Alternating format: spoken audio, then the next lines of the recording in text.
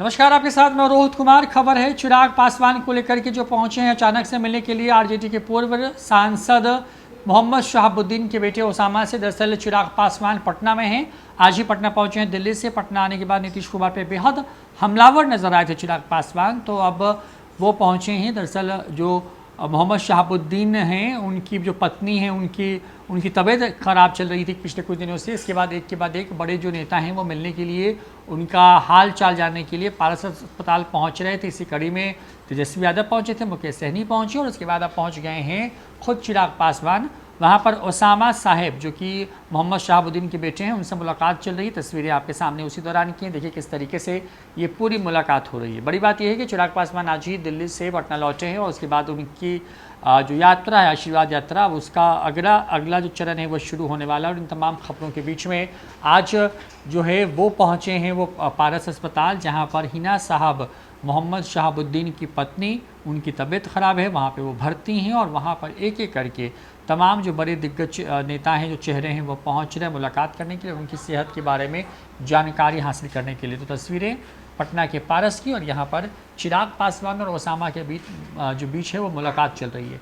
बड़ी बात यह कि सबसे पहले वहाँ पे उनसे मिलने के लिए तेजस्वी यादव पहुँचे थे। तेजस्वी यादव जब वहाँ से मुलाकात उन्होंने की, उसके बाद मिलने के लिए पहुँचे वहाँ पर बिहार सरकार में पशुपालन मामलों के मंत्री मुकेश सहनी, और उसके बाद मुकेश सहनी दिल्ली रवाना हो गए। और उसके बाद अब चिराग पासवान पहुंचे हैं मिलने के लिए मोहम्मद साहब से।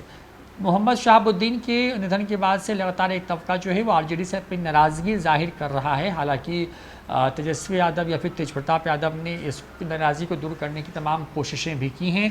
इन खबरों के बीच में अचानक से हिना साहब की जो तबीयत है वो ख़राब हो गई, जिसके बाद उनको पटना के नामी गिरामी निजी अस्पताल पारस में भर्ती कराया गया, जहां पर उनसे मिलने के लिए चिराग पासवान पहुंचे हैं। चिराग पासवान ने पटना एयरपोर्ट पर जब वो पहुंचे दिल्ली से, तो उन्होंने किस तरीके से नीतीश सरकार पर हमला बोला था, सुनवाते हैं आपको पूरा बयान। बिहार की छवि को कहीं ना कहीं जो बर्बाद करने में जिसमें भूमिका हमारे मुख्यमंत्री की भी है, मैं बार बार यही बोलता हूँ, हम लोग की लड़ाई बिहारी अस्मिता की लड़ाई है। और आज की तारीख में अगर बिहारियों को इतनी गलत दृष्टि से देखा जाता है, उसकी जिम्मेदारी किसकी है? 15 साल से प्रदेश में मुख्यमंत्री नीतीश कुमार है ना।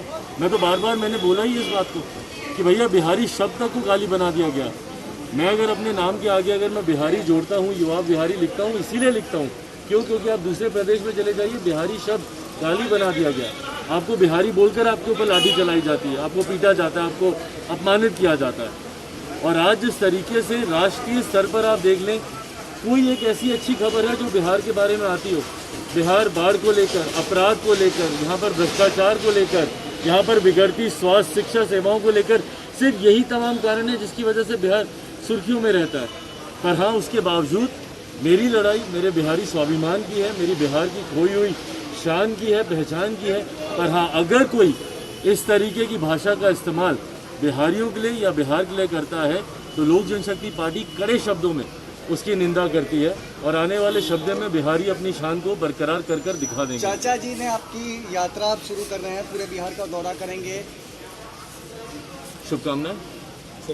आज बिहार के तमाम लोगों पे लाठीचार्ज हुआ है, गलत है ये भैया। अगर बिहारी अगर अपने हक की बात करते हैं, शिक्षक हो, छात्र हो, कौन सा ऐसा वर्ग है जिसके ऊपर बिहार सरकार लाठियाँ नहीं चलाती है?